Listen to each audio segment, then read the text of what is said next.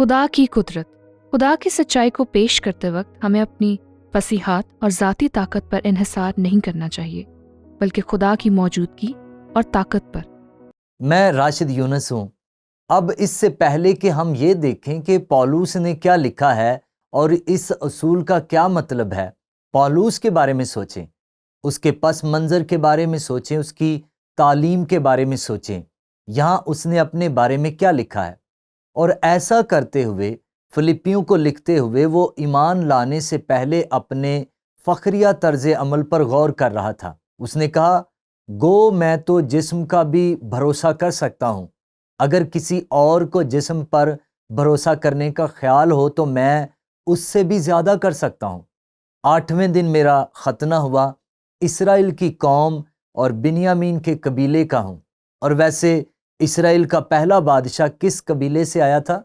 Saul Binyamin کے قبیلے سے. عبرانیوں کا عبرانی.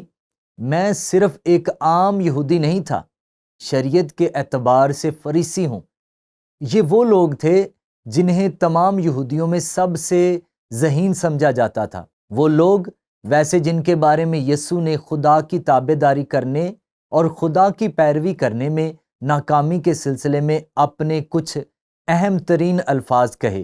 جوش کے اعتبار سے کلیسیا کا ستانے والا، شریعت کی راست بازی کے اعتبار سے بے عیب تھا. دوسرے لفظوں میں جہاں تک اس کا تعلق ہے، وہ کہتا ہے وہ شریعت پر پوری طرح عمل کر رہا تھا، جتنا آپ خدا کی شریعت کی پاسداری کر سکتے تھے. پھر بھی اس نے کہا، میری حیثیت کیا تھی اور جس پر مجھے غرور تھا وہ یسوع مسیح میں جو کچھ ہے اس کے مقابلے میں کچھ بھی نہیں ہے. اس کے پس منظر پر کچھ اور. اس نے ترسس میں تعلیم حاصل کی جو ایک عظیم شہر تھا، رومی شہر. یونیورسٹی ٹاؤن فلسفہ کی تعلیم حاصل کی. اسے یروشلم میں گملییل نے سکھایا تھا جو بڑا استاد تھا اور پوری یہودی دنیا میں جانا جاتا تھا. شاید پالوس کی تعلیم کے برابر کوئی تعلیم نہیں تھی. وہ دنیا کے نقطہ نظر سے کسی بھی دوسرے رسول، پطرس، یعقوب، یوحنا، ان سب کے مقابلے میں زیادہ تعلیم اور زیادہ مقام رکھتا تھا. وہ ایک بہت ہی تعلیم یافتہ آدمی تھا. وہ صدر عدالت کا رکن تھا. وہ 70 آدمی جنہوں نے پوری یہودیت پر حکومت کی، وہ اپنی تعلیم، اپنے پس منظر اور اپنی صلاحیتوں کے لحاظ سے طاقتور تھا. لیکن غور کریں کہ اس نے پہلے کرنتھیوں کے باب نمبر 2 میں اور آیت نمبر 1 میں کیا لکھا؟ میں اسے پالوس کی عاجزی کہتا ہوں. اب جب وہ ایک ایماندار ہے، اور اے بھائیو، جب میں تمہارے پاس آیا اور تم میں خدا کے بھید کی منادی کرنے لگا تو اعلیٰ درجے کی تقریر یا حکمت کے ساتھ نہیں آیا، یعنی دنیاوی حکمت، لیکن ظاہر ہے وہ خدا کی حکمت کے ساتھ آیا تھا. اس لیے پولوس نے واقعی اس اصول پر عمل کیا. در حقیقت میں اس اصول کو دہراتا ہوں تاکہ آپ دیکھیں کہ پولوس یہاں کیا لکھ رہا تھا. یہ زندگی گزارنے کا اصول ہے. خدا کی قدرت. خدا کی سچائی کو پیش کرتے وقت ہمیں اپنی فصاحت، اپنی ذاتی طاقت پر انحصار نہیں کرنا چاہیے، بلکہ خدا کی موجودگی اور طاقت پر منحصر ہونا چاہیے. اس کا مطلب یہ نہیں ہے کہ خدا ہماری بات چیت کی صلاحیت کا استعمال نہیں کرتا، بلکہ یہ ہے کہ ہمارا یقین، ہمارا بھروسہ خدا پر ہے. ہماری زندگیوں میں خدا کی طاقت ہمیں انجیل سنانے کے قابل بناتی ہے اور لوگوں کی زندگیوں کو تبدیل کرنے کے لیے انجیل کی طاقت پر. آپ جانتے ہیں، یہ دلچسپ ہے، کرنتھس چھوڑنے کے بعد اس کو تنقید کا سامنا کرنا پڑا، اور آپ کو ان یہودی رہنماؤں کے اثر و رسوخ یا کرنتھس میں ان فلسفیوں کے اثر و رسوخ کو دکھانے کے لیے.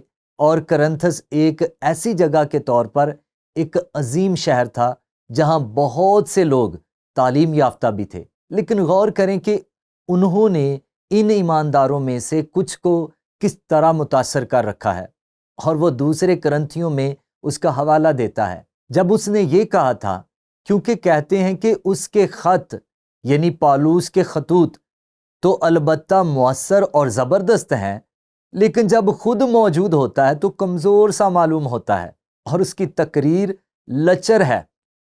یہ ان فلسفیوں اور ان غیر ایمانداروں کا اثر تھا اور ان نابالغ کرنتھس کے ایمانداروں پر۔ اور آپ جانتے ہیں کہ اس کا مطلب یہ ہے کہ منفی لوگ لوگوں کو متاثر کرنے میں کتنے با اثر ہو سکتے ہیں، خاص طور پر ان پر جو روحانی طور پر کمزور ہیں۔ اور کیا آپ تصور کر سکتے ہیں کہ پولس نے کیسا محسوس کیا جب وہ انہیں عاجزی کے ساتھ مسیح کے پاس لے گیا اور انہوں نے پیچھے سے اس کے بارے میں اس طرح کے تبصرے کیے تھے؟ تو پولس یہاں کچھ چیزوں کو مخاطب کر رہا ہے جو اس کی اپنی زندگی میں بہت اہم ہیں، اس کی اپنی زندگی میں تکلیف دہ ہیں، لیکن یسوع کی انجیل پر قائم رہنا اور خدا کی حکمت کی وضاحت کرنا، اور حقیقت یہ ہے کہ جب وہ وہاں تھا اس کے رسول ہونے کی تصدیق تھی۔ ان معجزاتی علامتوں کے طرف لوٹیں جو خاص طور پر رسولوں کو دی گئی تھیں۔ پولس کو اپنا دفاع کرنے کے لیے اس کے پاس جانا پڑتا ہے، اور وہ گیا جب اپنے دوسرے خط میں کہتا ہے، جب اس نے باب نمبر 12 اور آیت نمبر 12 میں یہ کہا، رسول ہونے کی علامتیں کمال صبر کے ساتھ نشانوں اور عجیب کاموں اور معجزوں کے وسیلے سے تمہارے درمیان ظاہر ہوئیں۔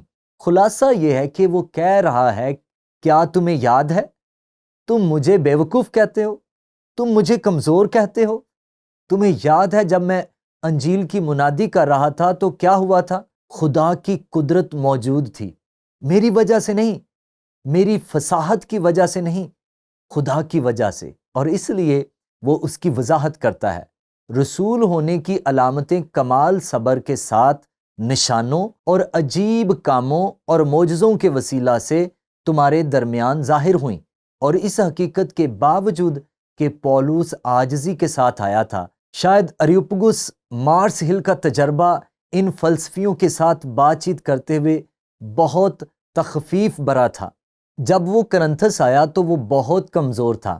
دراصل وہ کہتا ہے وہ کبھی کبھی کانپتا تھا اور وہ خوف زدہ تھا، لیکن اس سے قطع نظر کہ وہ کیسا محسوس کرتا تھا، خدا کی قدرت اس پر تھی، اور یہ ان معجزات اور عجائبات کی وجہ سے تھا جس نے انجیل کی تصدیق کی کہ کرنتھیوں نے مسیح یسوع کو شخصی نجات دہندہ کے طور پر جانا۔ اب اس سے ایک بہت ہی عملی سوال پیدا ہوتا ہے، وہ یہ کہ اگرچہ ہمارے پاس عام طور پر رسولوں کی نعمتوں سے وابستہ طاقت نہیں ہے، لیکن خدا آج ہر حالت میں اپنی موجودگی اور طاقت کو کیسے ظاہر کر سکتا ہے؟ اور میں سب سے پہلے یہ تسلیم کروں گا کہ میں خدا کے کلام کے استاد کی حیثیت سے آپ کے سامنے کھڑا ہوں، اور میرے پاس وہ معجزات کرنے کی طاقت نہیں ہے جو پولس نے کیے تھے۔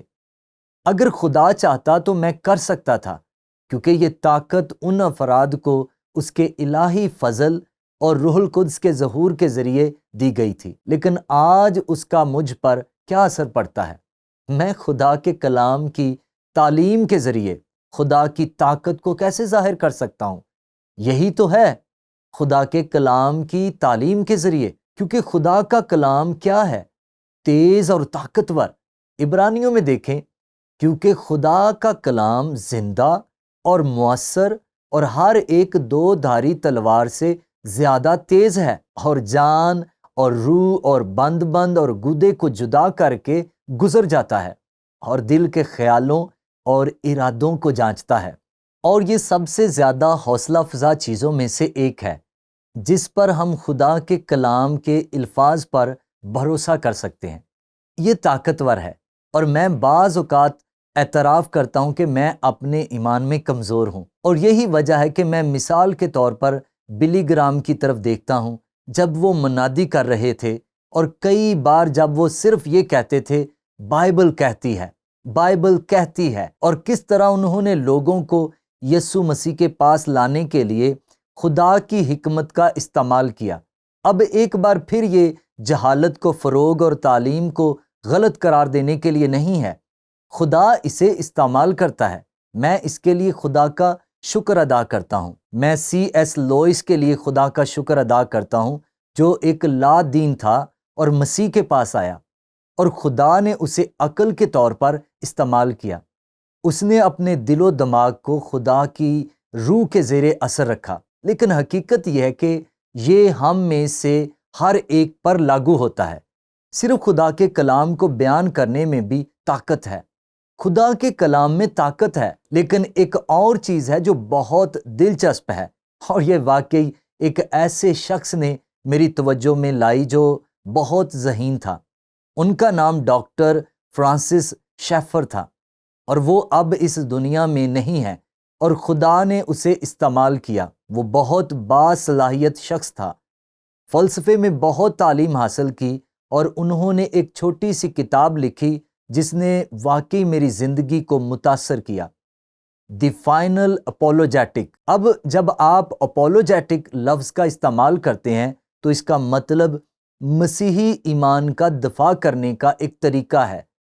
ہم جس چیز پر ایمان رکھتے ہیں اس کا دفاع کرنے کا ایک طریقہ جس سے ہم جس چیز پر یقین رکھتے ہیں اسے سچ ثابت کر سکیں۔ انہوں نے اسے دی فائنل اپولوجیٹک کا نام دیا، اور یہ یوحنا 17ویں باب میں یسوع کی دعا پر مبنی تھی، جس میں لکھا تھا، یسوع اپنی جان دینے کو ہے، وہ گتسمنی باغ کی طرف جا رہا ہے، رسول اس کے ساتھ تھے، 11 یہودا موجود نہیں ہے، اور اس نے دعا کی، میں صرف ان ہی کے لیے درخواست نہیں کرتا بلکہ ان کے لیے بھی جو ان کے کلام کے وسیلے سے مجھ پر ایمان لائیں گے۔ پولوس نے ان 11 آدمیوں کے لیے دعا کی، اور اس نے ان تمام لوگوں کے لیے بھی دعا کی جو ان کی منادی کے باعث یسوع پر ایمان لائیں گے، یعنی اس کمرے میں بیٹھے تمام لوگ۔ ہم یہاں اس لیے ہیں کیونکہ وہ ارشاد اعظم کو انجام دینے میں وفادار تھے۔ یسوع نے کہا، میں صرف ان ہی کے لیے درخواست نہیں کرتا بلکہ ان کے لیے بھی جو ان کے کلام کے وسیلے سے مجھ پر ایمان لائیں گے، تاکہ وہ سب ایک ہوں۔ کرنتھس میں سب سے بڑا مسئلہ کیا تھا؟ عدم اتفاق۔ یہی وجہ ہے کہ پولوس نے سب سے پہلے اس پر بات کی، کیونکہ یہ بہت بنیادی ہے، تاکہ وہ سب ایک ہوں، یعنی جس طرح اے باپ تو مجھ میں ہے اور میں تجھ میں ہوں، وہ بھی ہم میں ہوں، اور دنیا ایمان لائے کہ تو ہی نے مجھے بھیجا۔ کیا آخر میں آپ کو اس دعا کی اہمیت کا اندازہ ہوا کہ وہ رسولوں اور ہم سب کے درمیان اور کرنتھیوں کے لیے اتحاد کی دعا کیوں کر رہا تھا؟ کیونکہ یہ معجزانہ طور پر اس وحدت کے ذریعے ہوگا کہ دنیا یقین کرے گی کہ یسوع مسیح خدا کی طرف سے آیا تھا۔ اب اس کی وضاحت کریں، میں نہیں کر سکتا، لیکن میں جانتا ہوں کہ خدا یسوع مسیح کے جسم میں اتحاد اور یکجہتی کا استعمال لوگوں کو یہ ثابت کرنے کے لیے کرتا ہے کہ خدا مسیح میں تھا اور دنیا کو اپنے ساتھ ہم آہنگ کرتا ہے۔ یہی وجہ ہے کہ اتحاد بہت اہم ہے، اور یہی وجہ ہے کہ شیطان اسے تباہ کرنے کی کوشش کرتا ہے، اور یہی وجہ ہے کہ پولوس کرنتھس کی کلیسیا کے بارے میں بہت فکر مند تھا۔ آپ جانتے ہیں، یہ دلچسپ ہے، میں اس کے بارے میں سوچ رہا تھا، اگر آپ اس کمرے میں آئیں تو میں کہوں، ٹھیک ہے، آج رات میں ایک معجزہ کرنے جا رہا ہوں، اور میرے پاس یہاں پانی کا ایک گھڑا تھا، اور میرے پاس یہاں ایک اور برتن تھا، اور میں کہوں، میں چاہتا ہوں کہ آپ دیکھیں، کیونکہ جب میں اس گھڑے سے اس برتن میں ڈالتا ہوں تو یہ پانی اس عمل میں اب تک کی سب سے اہم اور بہترین ذائقہ مے میں تبدیل ہو جائے گا، اور جیسے ہی میں یہ ڈالتا ہوں خوبصورت مے کا رنگ باہر آتا ہے، اور آپ مسکرائیں گے اور کہیں گے یہ ایک اچھی چال ہے، راشد آپ نے یہ کیسے کیا؟ حقیقت یہ ہے کہ اگر میں نے ایسا کیا تو یہ ایک چال ہوگی، کیونکہ میں پانی کو مے میں تبدیل نہیں کر سکتا، خدا نے مجھے یہ طاقت نہیں دی، اور میں ایسے کسی شخص سے نہیں ملا جس کے پاس مسیح کے بعد یہ قدرت ہو، سوائے رسولوں کے اور ان میں سے کچھ جنہوں نے یہ کام کیے، اور خدا یقیناً اس معجزے کو جب چاہے کر سکتا ہے۔ لیکن جیسا کہ ہم نے پہلے اصولوں میں کہا ہے، یہ تحفے، یہ نعمتیں خود خدا کی طرف سے ان افراد کو یسوع کی انجیل کی تصدیق کرنے کے لیے دیے گئے تھے۔ میں پانی کو مے میں تبدیل نہیں کر سکتا، میں مرنے والوں میں سے کسی کو زندہ نہیں کر سکتا۔ اگر خدا چاہتا تو میں کر سکتا تھا، لیکن ایک چیز ہے جو میں کر سکتا ہوں، وہ یہ ہے ایک پادری کی حیثیت سے میں کلام سکھا سکتا ہوں، اور میں ایمانداروں کا ایک جسم بنانے میں مددگار ہو سکتا ہوں جو یسوع سے محبت کرتے ہیں اور ایک دوسرے سے محبت کرتے ہیں۔ اور خدا کہتا ہے یہ اتنا ہی طاقتور ہے جتنا پانی کو مے میں تبدیل کرنا۔ اور میں نے ایسا ہوتے دیکھا ہے، میں نے ایسے لوگوں کو دیکھا ہے جو غیر ایماندار ہیں، یہ بھی نہیں مانتے کہ یسوع مسیح خدا کا بیٹا ہے، ایک ایسی عبادت میں داخل ہوتے ہیں جہاں لوگ ایک دوسرے سے محبت کرتے ہیں، ایک دوسرے کی حوصلہ افزائی کرتے ہیں، اور خدا کا کلام سنایا جا رہا ہے، اور وہ یسوع مسیح کی الوہیت پر ایمان رکھ کر باہر نکلتے ہیں۔ محبت اور اتحاد میں طاقت ہے، اور خدا کے کلام میں، اور یہی وہ چیز ہے جو خدا چاہتا ہے آج ہم استعمال کریں، خاص طور پر لوگوں کو قائل کرنے کے لیے کہ یسوع مسیح وہی ہے جو وہ کہتا ہے، یہ خدا کی حکمت ہے۔ تو آئیے اس اصول کو یاد رکھیں کہ خدا کی سچائی کو پیش کرتے وقت ہمیں اپنی فصاحت اور ذاتی طاقت پر نہیں، بلکہ خدا کی موجودگی اور طاقت پر انحصار کرنا چاہیے۔